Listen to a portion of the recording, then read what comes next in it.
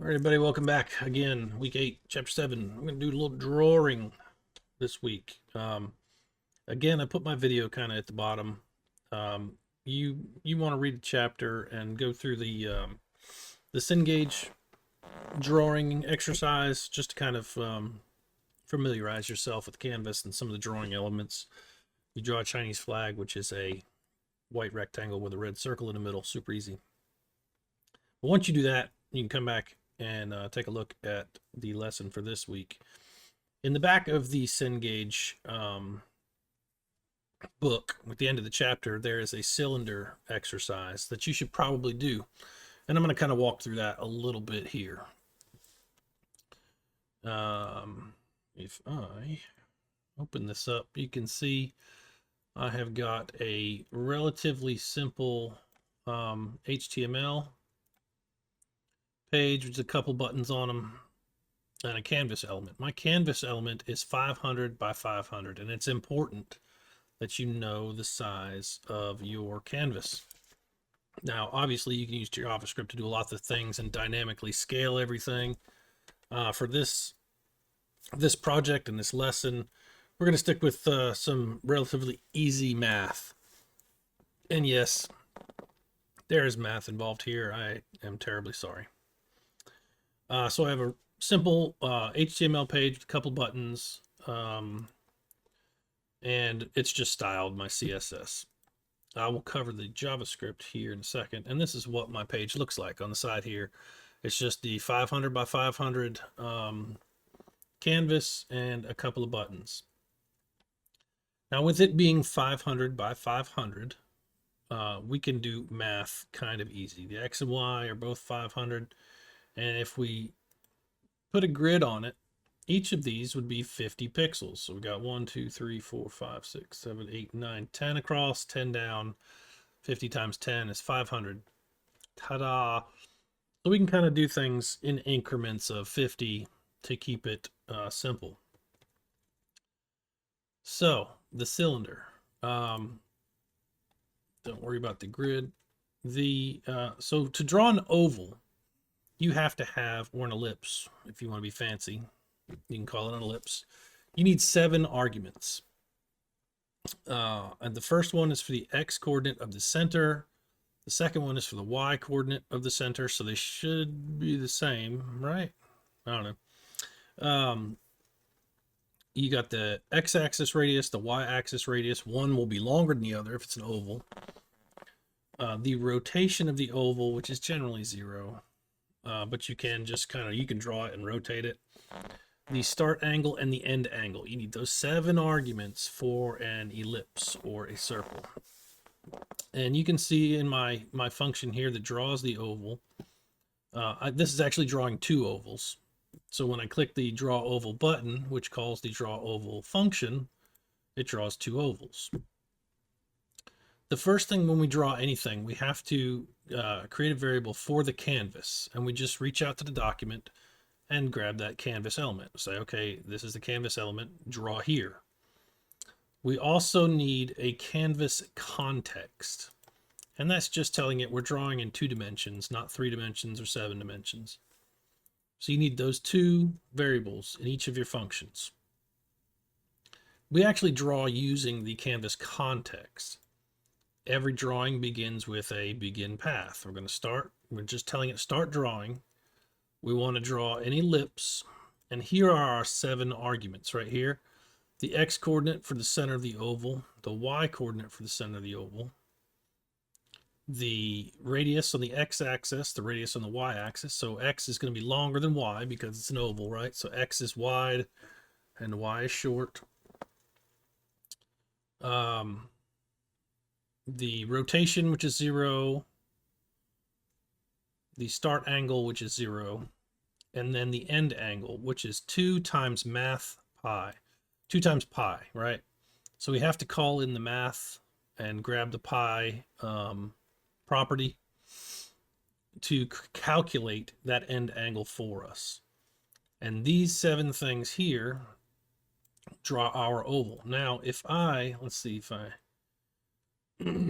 take these out, save it, clear and draw an oval. Well, we don't see anything. That top oval is gone, right? So we need a few things. It's there, but you can't see it. Why? First thing we need to do is stroke.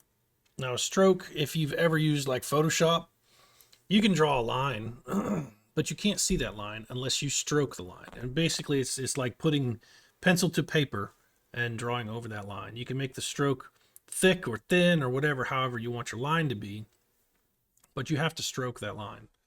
I know that sounds funny, but we have to put a stroke on the line in order to see it. The second thing we did is defined a fill style. Now you can define a stroke style before you do the stroke, and it will give it a color and thickness and all that. I'm not doing that here, but I am doing a fill style to match the example in your textbook. The fill style is just a hexadecimal color, and I don't know, I guess it doesn't pop up like it does when you do in your HTML colors, but this is the color for green or purple or whatever it is. So you can see that this kind of a black line around the circle here, that is the stroke. It's black stroke, just default colors. And then the fill, or the fill style, that hexadecimal value is the color on the inside, the fill of the circle. So we define a fill style and then we fill it. We just use the fill and stroke. You can, again, define a stroke style, but in this case, we're not doing that. So back to the 7 arguments here. I had mentioned that this was a 10 by 10 grid, so they're 50 by 50. So if we put this, put the grid back over it, we can see 50, 100, 150, 200, 250 right here in the center of the oval. That is our first argument, and that is the y or the x coordinate, right? So the x goes horizontal. So it is 250 pixels from the left. It's also 250 from the right, but because it's 500 pixels. But that's this, our center oval. And then we have the y coordinate for the center of the oval. And that is set to 50, which again is the center of the oval. So we got 250 and 50. That just tells it where the center is. The 150 is the radius on the x-axis. So if we look at the x-axis, it's we got 50, 100, and 150. Remember, the radius is half the size of the circle. So the circle is actually 300 pixels wide. So we got 50, 50, 100, 150, 200, 250, 300. It is 300 wide, but the radius is only half of that. So your third argument, the radius on the x-axis, should be half the size of the actual ellipse or circle. The fourth argument is the radius on the y-axis, and we have 25 here. Again, it's half, right? A radius is half of the circle. So the circle, or the ellipse in this case, is 50 pixels up and down, tall. If I change this to 150, it'll make it a circle because they will be the same. All right, and that's a circle, but it's off the top because we need to bump it down. If I put this at 250 and draw it, now we have a circle smack dab in the middle of the thing. And it looks funny on your screen. Let me see if I can change that. Make sure they're both the same width. So now it's a circle. Looks like a circle with a shadow. So those are the arguments. How you make it an ellipse versus an ellipse, circle, any roundish shape. And I don't remember, it was 250, 50, 150, 25, is that right? Yeah, okay, so now we have 2 ovals, again, just like our thingy. Again, your 4th, 5th, and 6th arguments, generally they're just going to be 0, unless you decide you want to rotate it one way or the other. Let's see what happens when we do a rotation of the oval. Let's do a 45-degree rotation. Draw that oval. Now it's at 45 degrees.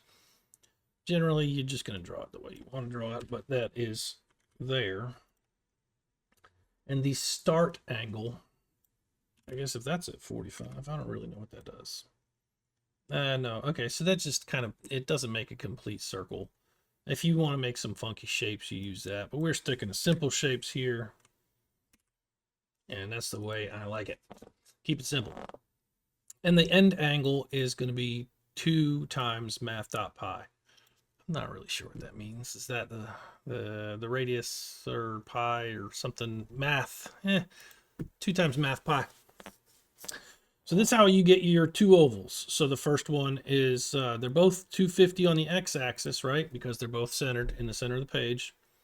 We got one y-axis at 50 and the other at 450. And that way, you know, they're both 50 pixels off the thing because we know our total grid, our total canvas is 500 pixels wide. And then everything else is the same. Super easy. Not really, but yeah, you get that. The next thing we got to do is draw some lines. And it's easier to draw a simple line than it is a circle. You only need 2 arguments, sort of. Again, we have to have those 2 variables in there, the canvas and the canvas context. The canvas is just getting the element from the HTML. Whatever that ID is called, we're just saying, hey, this is where we're going to draw it. And then we just have to let it know we're drawing in 2D. And then we say we got to begin path just like we did. We're going to start, and you're going to give it a move to and a line to.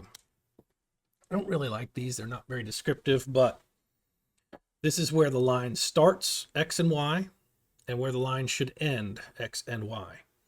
So in this case, we are going to start the line at 100 on the X coordinate. So it should be 100 in and 50 pixels down. So that should line up right here with the edge of this. We know that the center of this is 50 pixels down, and this should be 100. If I draw the grid on it, you just won't be able to see it. But if I draw the lines, you should see the lines. This is 100 pixels in, 50 pixels down. And then we're going to end the line the same 100 pixels in, so it's a straight line down, and 450 pixels from the bottom, or from the top.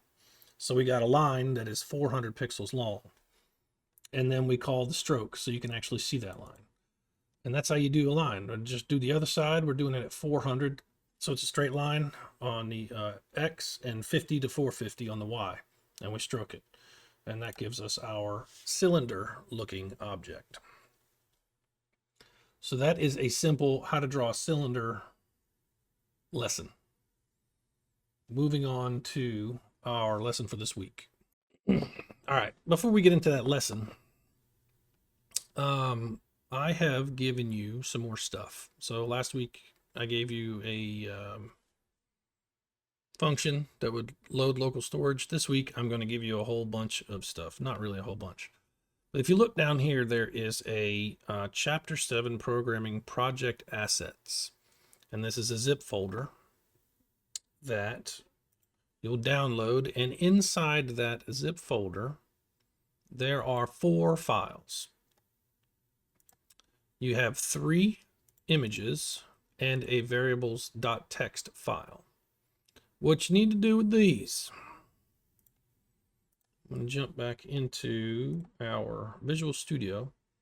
So we have all of our folders and files from, this is Chapter 5, which then turned into Chapter 6 and is now going to be Chapter 7. I haven't changed anything. It still all says Chapter 5, but this is the same file I was working on last week. We need a new folder on the root. And we're going to call it images, I think. I think we're going to call it images. And what you need to do is take those full files from the zip file. Sorry, I got to navigate down here. Take the folder, the files from the zip file, wherever it may be.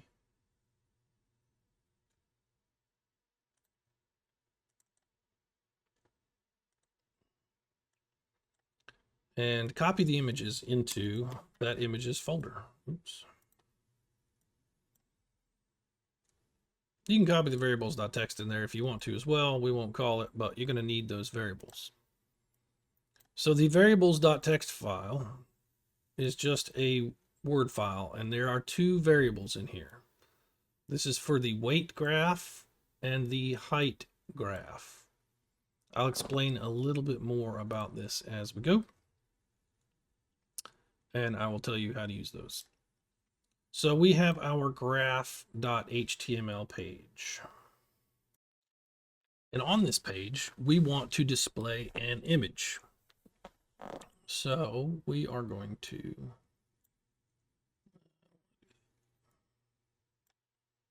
we're going to come down here to our graph canvas ID, the actual canvas that we're going to draw on. And we are going to give it a little style. This is, well, it's not CSS, but background dash image. A little semicolon, and we're going to send it to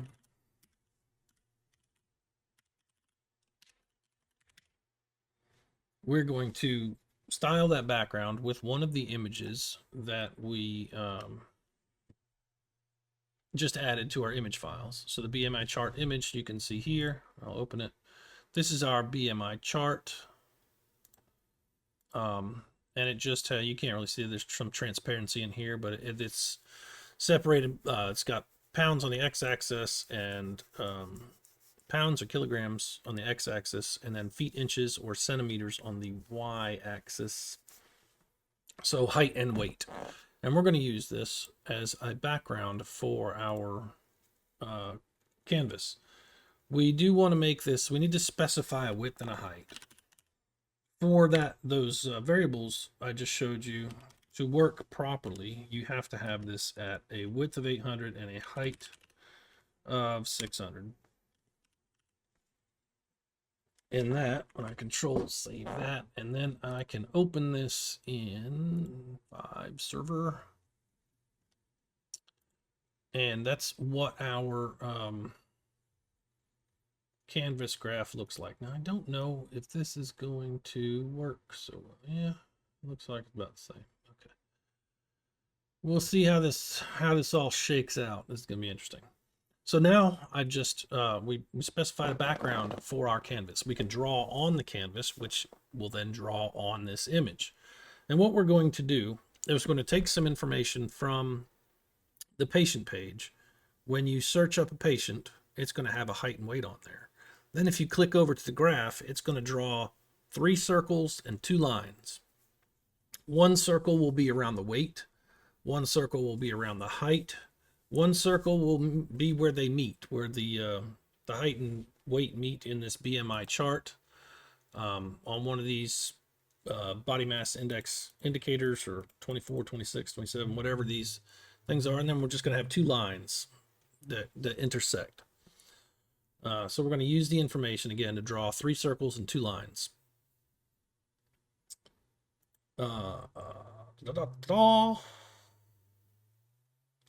Yeah, so, and to do that, we got to do quite a few things.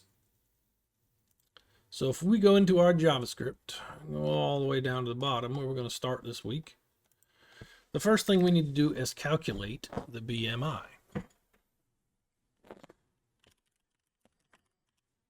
I call that calc.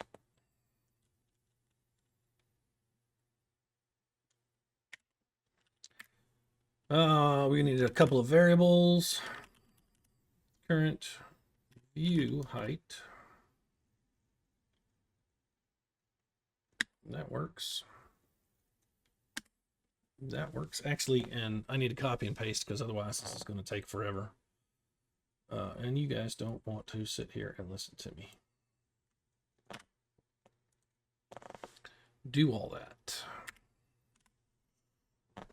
So we're establishing a few, we're creating a few variables. Close that out. I'm creating a few variables for the current weight, the current view height, weight, and gender, because that makes a difference. The BMI formula is equal to 703 times your current weight divided by your current height times your current weight. Yeah, so this is the formula for BMI. If you ever wondered, that's how you calculate your BMI.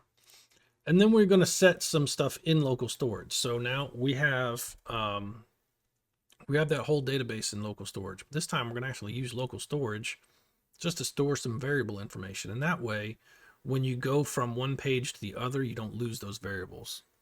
If you don't store it in local storage, as soon as you change the page, the variables that you were using on the other page will disappear.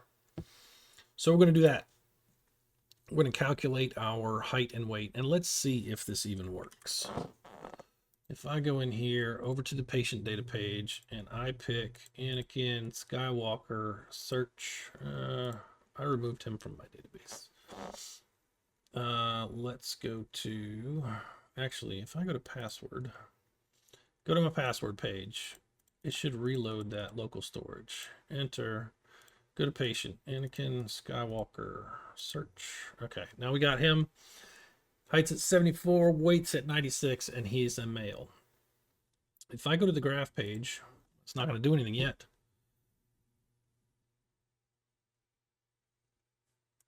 But let's see if I can do this. In our application, local storage.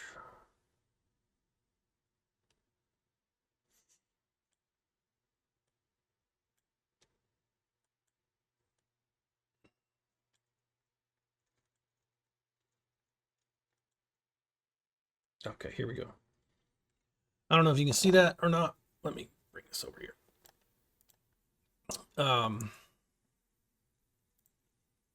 You can see now in our local storage, it has the keys of BMI, which it calculated, right? It did math and did calculations, stored the BMI, stored the gender, stored the height, and stored the weight. And then this is our patient database again. So we have these variables stored in local storage that we can then use to pull from and draw on our canvas. Now we're jumping from that to after we've calculated the BMI and we've stored all of those. Oh, we actually need to do one more thing.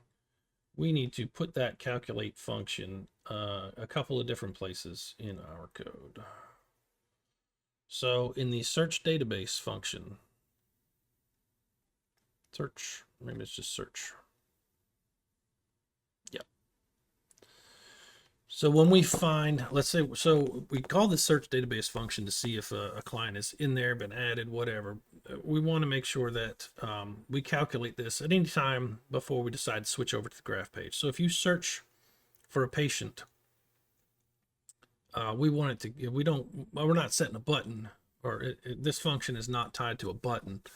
So when you search a patient, we want that calculate function to fire every time you search for a patient.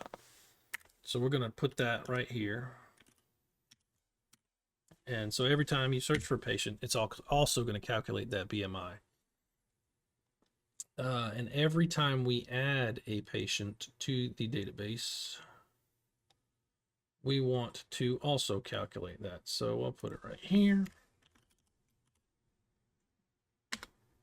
So we're calling that calculate function twice. Every time we add a patient or we search for a patient, it's going to calculate that, just in case the user decides to switch over to the graph page really fast. We will already have that BMI calculated and stored, and we can use it to draw. So what do we need to do next? We need to draw. Now this function is going to do a lot of things here.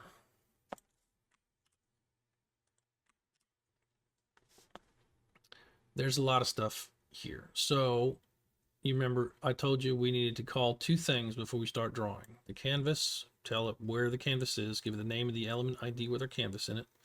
Then we need to tell it we're drawing in 2D. This was canvas context. In my last description, I just abbreviated to CTX because typing canvas context got really tiresome. So the CTX is the context. Now these two variables right here are the ones I gave you in the text document. You got your weight graph and your height graph, and all this is an X and Y coordinate of where the weights and heights line up on the graph when it is 800 by 600. If your canvas is a different size or something else changes, these will probably be off. So make sure that your canvas is the correct size.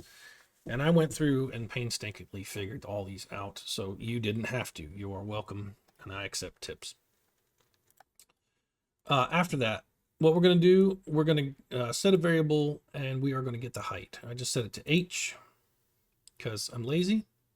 So variable h is going to be equal to the local storage get item height. Now, I showed you previously that the height is stored in local storage. We are going to get the weight, but we cannot just get the weight because it doesn't make nice round numbers. You can, but it looks neater and nicer if you do it this way. So we're grabbing the weight from local storage, but we are also going to divide it by 10 and round it and then multiply it by 10. Why? Because that gives us a nice round number that coincides with our chart here, because we only have 90, 100, 110, 120.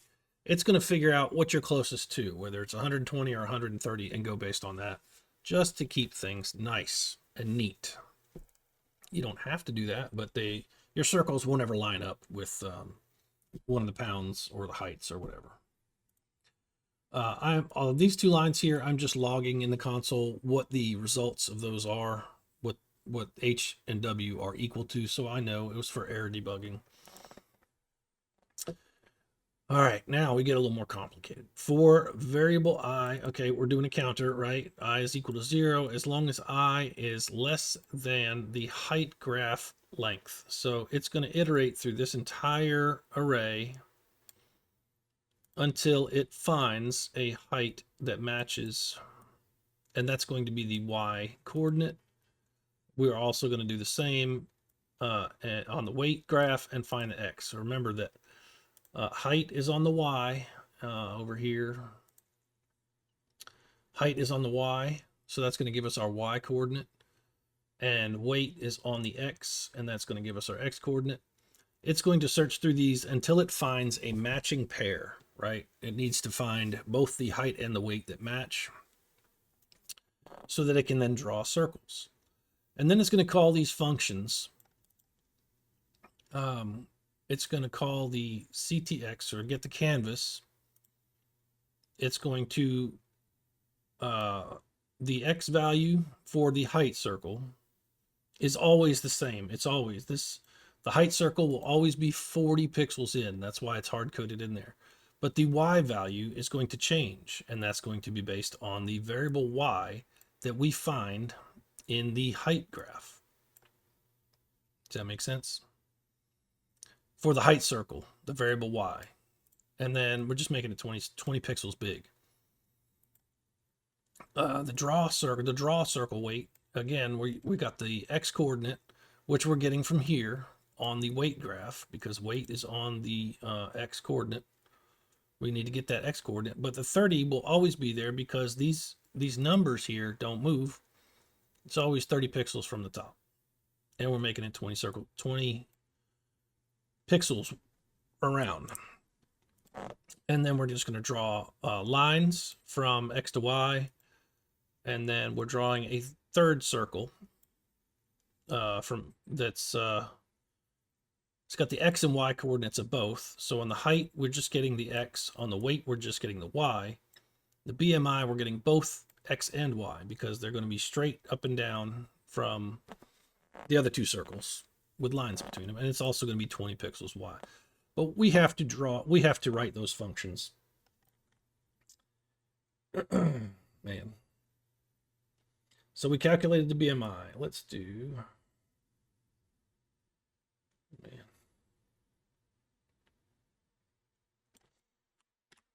And I'm going to put them down here, but I may have to move these. So we need to draw the weight circle. Remember, our weight is on the X-axis here. We're passing it the 4 arguments that it needs. The start angle in radians is 0, end angle is 2 times math.pi. if you remember that from the lesson. We begin the path. We're creating an arc here with the x that we pass to it. So when we call these functions up here, we're passing information, right? The CTX referenced here is going to be our center path, center x. Our y doesn't change because it's hard-coded at 40. Oh, we're doing weight. Either way, we're drawing the weight circle. I hope you understand this. It's hard to explain. So we are passing the weight circle, the CTX. We're passing the CTX. It's the same that variable that we declared here. Just need that. The center x is going to be 40. So we're centering it on that 40, the weight circle, because that doesn't change. The y is going to be equal to y that we came. We're passing these on into the functions, right? And the radius is 20. So we're passing those, we're passing these along to this function. And then we get the 4 things we need. We still have the n and the start angle radians. We got our 5 arguments that we need, for the arc. We've got our center x, our center y, radius, angle, and indians. And the indians, again, is that 2 times math pi.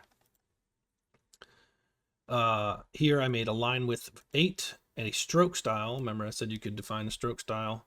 And then I'm simply stroking that the line. Same here with the height circle. We're passing these variables to the height circle and doing the same, creating a circle. And then the BMI circle. Remember, we're calling this function, passing those arguments to our BMI circle. Each of these have a different stroke style.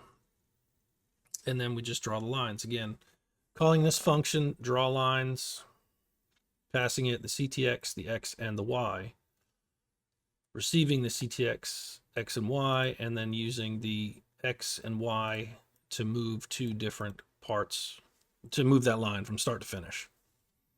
And then some line styles. Let's see what happens when I save this. Go to my patient page, Anakin Skywalker, and go to graph. Nothing happens, and it keeps kind of popping up with this thing. What else do I need in here to get this to work? Nothing happens because we didn't call the function. So on your graph page, on your graph page, we need to, when it loads, call that function. Where's the best place? Yeah, just when the body, there's going to be another onload function, just like the load local storage. We're just going to call that function when the page loads. That way it'll get the information straight out of local storage and then should do the thing, right? Should do the thing. Oh, look, as soon as I saved it, it did that. And it looks like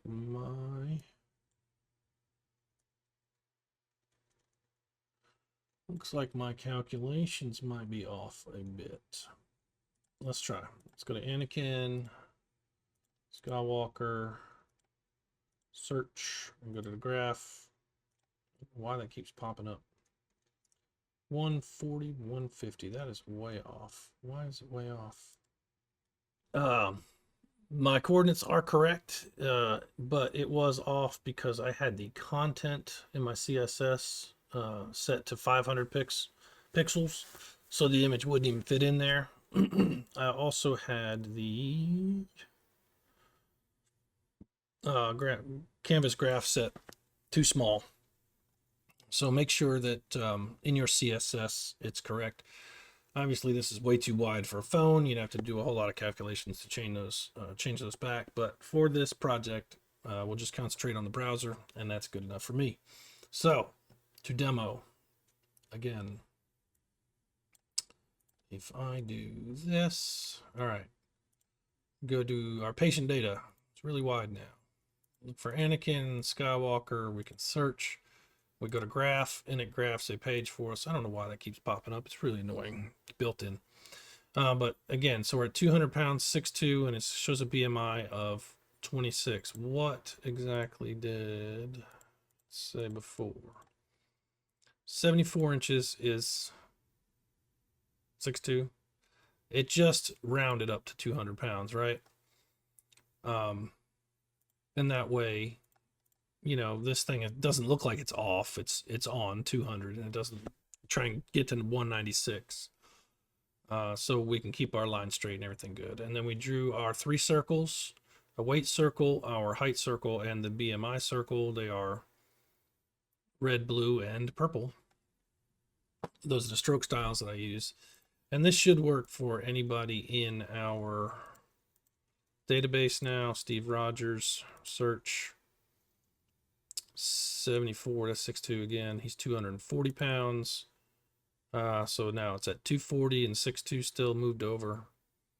That is nice. We can do see, Bob Smith. Bob Smith, is he in there? No, we have not added him. So we'll give him a birthday, a password. Now you can only go as far as the chart goes when you're adding people, but let's say he's 5'5", so that's 65 inches. And he weighs 300 pounds. I'm not sure if that's off the chart or not. So he's short and round. We want to add him to the database. The patient information has been added to the database. We did that last week. Should work. And now if we go to the graph, 5'5", nope, we can't go to 300 pounds. So we're off the charts here. Let's go back, and then we'll pull up Bob Smith again. We'll search for him, and we'll change his weight to 285. We're going to edit. It says, our patient's already in the database. Would you like to update the record? Yes. Okay, and now we go to graph. And it's still off the chart or something. Maybe because we didn't add. Let's see, if we search and then go to graph, it works. So again, we put that calculate, we move the calculate function into a couple of the other functions, so it would do it automatically without the button push, but obviously we missed it somewhere. Not worried about it. So we're there, we're at 290 and 5'5". He's extremely obese, and our lines work properly. So what about this recommendations page? We need to do kind of the same thing here. How do we get that one working? All right, we'll go from here and we will open our Rex page up. And last week we kind of put some placeholder stuff here, this div ID info. We're going to change that. And yeah. So we'll just replace this div ID info with a couple things. We're just going to give it a panel heading, a panel title in a div, and then create another div with a canvas in it. And then I'm creating this yet another div here called recommendations, and then we will change the inner HTML of this div as dynamically when we capture a when we get the stuff out of local storage. I know this video has become long, trust me, it's even longer on this end. Well, we're just trying to get through. So what we want to do here on this recommendations page is we want to display an image, one image if a person's male, another image if a person's female, and then we want to draw a box around the BMI. So I gave you, again, these 3 images. We use the BMI chart. We have a BMI chart for men here, which shows anyway from underweight to obese, and we have one for the females as well. So we are going to call up one of these images to be the background, depending on whether the person's male or female. That's why we had the gender past the local storage. And then we're going to draw a box around it, just because, right? And then underneath, we're going to say something about, hey, you're underweight, do something, you're obese, you do something else, you know, kind of recommendations on how to get a better body mass index. So that's your divs for that. And we go pop into the JavaScript. So we did all this to draw circles and lines. Now we need to draw a box.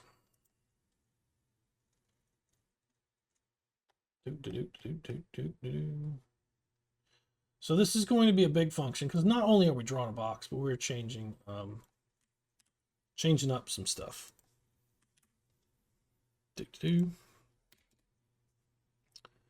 The first thing we're going to do, they got this function here called draw box, and it draws a box. We're going to get we got to reach out to local storage and get the gender variable that is stored there. Remember, we stored it under the name gender. So we're creating a variable G. It's going to hold on to the gender. If it's a male, we would need to change the document element of Rex Canvas. Remember, this ID, the canvas ID is Rex Canvas. And we're going to set the attribute style background image. So this is the same thing as doing this on the graph page. We're just doing it in JavaScript and setting that style. So we're going to do the same thing. We'll set that style attribute of this element. And if it's a man, and G equals male, the gender equals male, or gender equals female, we're going to use the correct image for whether it's a male or a female. Great. That's how we get the page, or the picture on the back. Now we need to draw a circle. We're going to get the BMI from local storage, and then based on that BMI, if it's less than 18.5, because our images, right, they start at 18.5, male and female. 18.5 and less is underweight.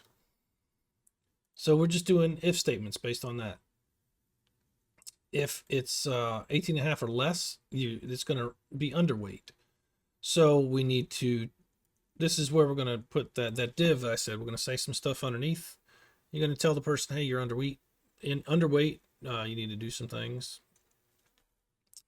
And we are also, again, I kind of did this. I don't think I gave you these, but you're going to get them right here out of this video. The X coordinates for the boxes based on, remember, X is the horizontal. So X is equal to 17 if they're underweight, because that's where we're going to start drawing the box. It's 163, 315, 465, and 623 based on their BMI. And that is the X coordinate as we move across. I think the Y will be the same, but then we want to draw that box. Remember, we need those two variables, the canvas and the CTX. We're going to begin that path. I've set a global alpha.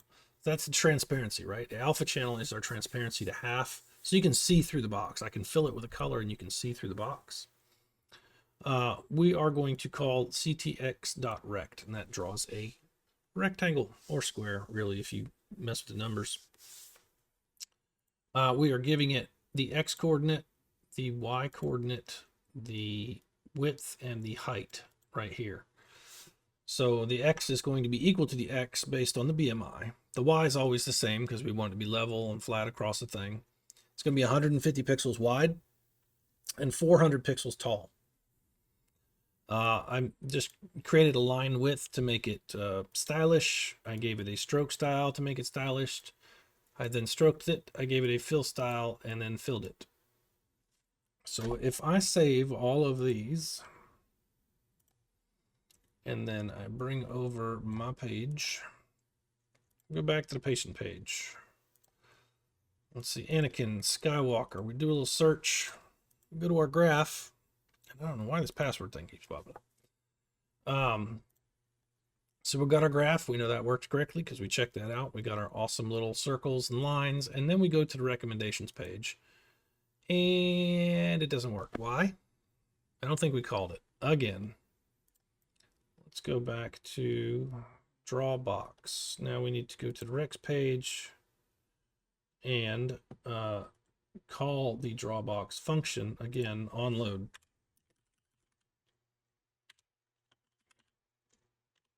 Is it draw box? Yeah. Now save that one. Go back to our page if I can find it.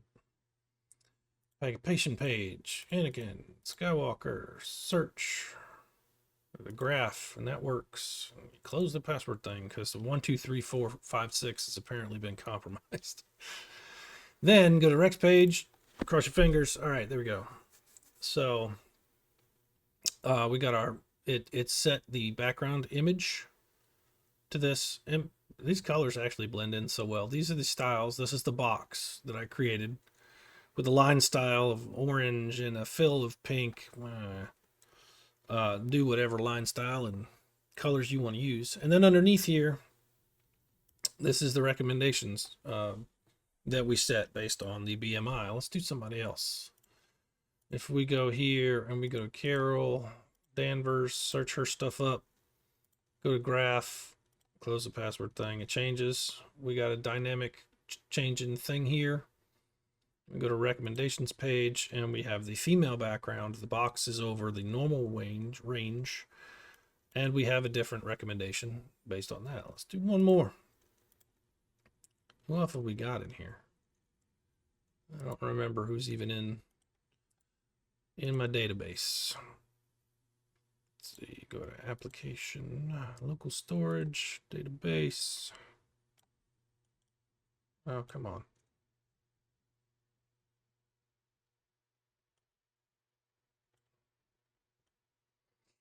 So Anakin Skywalker, Steve Rogers, Bart Simpson, Natasha Romanoff. Let's try that one. Not one I've done yet. If I could spell.